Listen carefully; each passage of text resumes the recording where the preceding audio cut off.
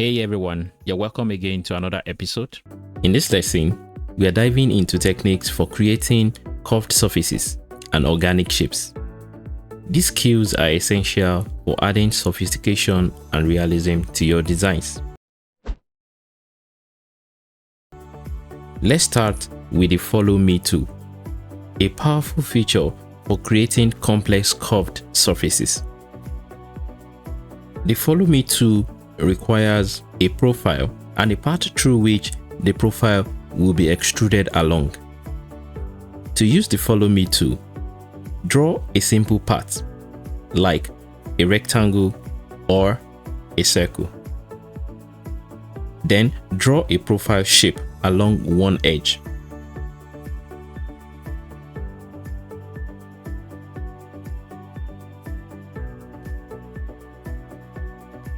Select the path, activate the Follow Me tool, and click the profile. Watch as the shape extrudes along the path. To create arches, use the Arc tool. Simply click to set the start and end point, then drag to define the bulge. Insert with the Offset tool and close with Line tool to form a face. Combine this with the Push and Pull tool to generate an arch.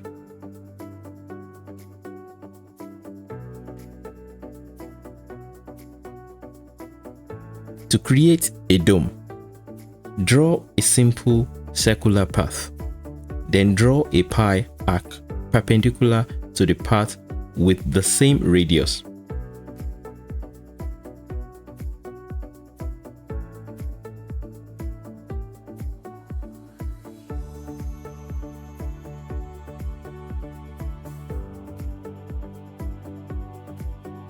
Select the path, activate the Follow Me tool, and click the pi profile.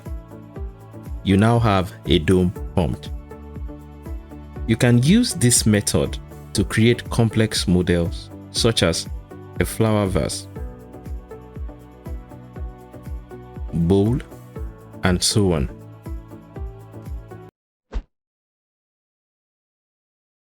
Now, let us go through the Sandbox tool and how to use it.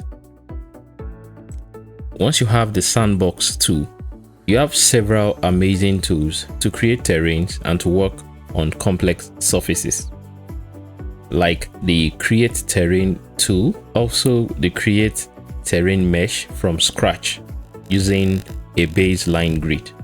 You also have the Loft or Depress faces to shape a terrain mesh. You have a tool to use a selected object to create a flat foundation in a terrain. You also have a tool to stamp or to project edges from a selected face onto a terrain, and so on. Let us look at some of the important tools here.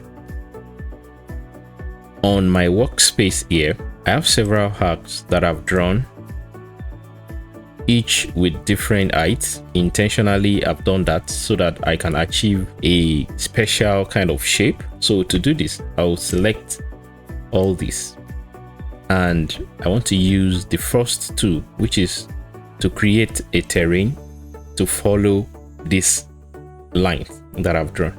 So just click, and immediately you have welded faces along the whole arcs that I've created, and automatically it comes as a group, so you can pick and just drag around. Let us move on to show the application of this in your workflow. It is possible, and as an architect or a designer that works with buildings, you'd always have some instances where you need to create terrains around your building. You might have the contour lines like this with different height intervals, and you need to connect it. Instead of you trying to form some faces, and it can take a long time to do that, you can simply use the Sandbox tool, all you need to do again is to select everything, the whole line, and just click. You now have faces welded, and it goes following the intervals that we have. You can select and just move with the move tool to separate from the contour lines. That is how you can use the first tool in the sandbox. Now we'll move on to the second tool here, which creates terrain from scratch. Here we were able to create our terrain from an existing contour line. Here we would create terrain mesh from scratch. Let us do that. Once you select this tool, take note of the measurement tab here. It has the grid spacing, which by default you have it as 3000 millimeters depending on your units. You can change that, of course. Let's say 600 millimeters instead. I will just type 600 and hit enter on my keyboard to assume 600 as my grid spacing, so I can start to draw from any point. So you start, once you click, you can see the red dots. Click again, then start to drag the terrain to form a face. Then you need to click the third time to establish your terrain. And once you've done that, you have the mesh formed for your terrain to be built. Now, to build this terrain, you have to go into the group because it is automatically made as group. You right click on this, then we want to edit group. So once you are in the group, you can start to build your terrain. That moves us to the next tool here. It pulls the faces of your mesh, and that is what we want to do. Immediately you click on this as well. Check the measurements tab and you have radius. Presently you have the radius as wide as this, which might not be useful for this small terrain that we want to work on. So we want to quickly change our radius. It's always there throughout the times that you use this tool, so that you can keep altering it as you like. Let us start with 1200 mm. And once you type in that, the red circle shrinks or expands to your new radius. Click and pull up. You can click again and pull up. You can click and even depress if you like. You can click just a point. Now there is something that you need to know. Once you are on the selection tool and probably you selected some faces here and you click on the loft tool, the faces you've selected would be assumed that you want it to be flat, so it would pick the face up as it is and bulge areas around it, or depress the areas around it. So that's that. You can escape that. Let us move on now to this next tool, which you can use to create a flat foundation in a terrain. Like we had an example here, having this flat surface here. There is a tool you can actually use to achieve that. If you have a building and you want to build this on this terrain, for instance, and you want the building to stand on a flat foundation, just select this tool and then you can see a red offset around the base of your object.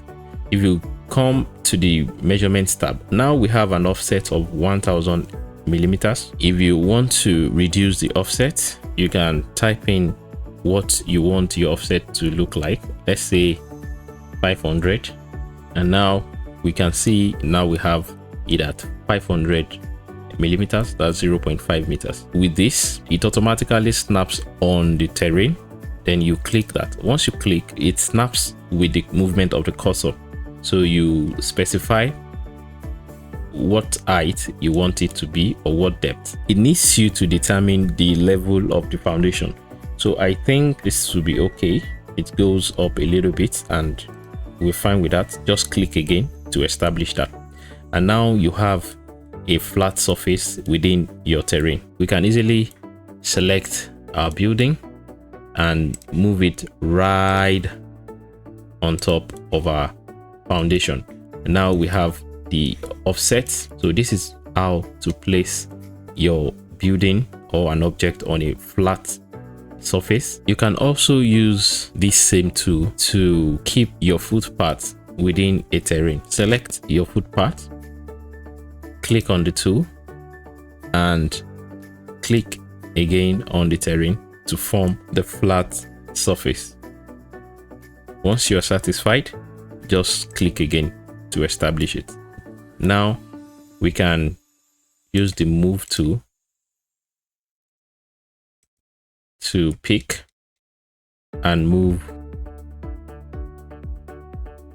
Now we can see around the terrain. We now have our work width on the flat surface. So let us move now to the next tool. For the next tool, instead of having this on a flat surface within the terrain, we want to actually stamp this shape along the surface of the terrain. So let's do that. Select this and click on this tool here. Once you click on that, then you can always drape on the terrain. And once you click, immediately you have the edges of our walkway stamped or draped on our terrain. Now let us see something. If you go into the group, you will see that this action has divided our faces so that easily we can add texture separately on this. We can add texture separately on this as well. And it's really cool, guys, what you can do with this. So these are the basic use of the Sandbox tool. This video is a part of a complete SketchUp training series. So make sure you subscribe and turn on notifications so you don't miss the next episode. See you in the next class.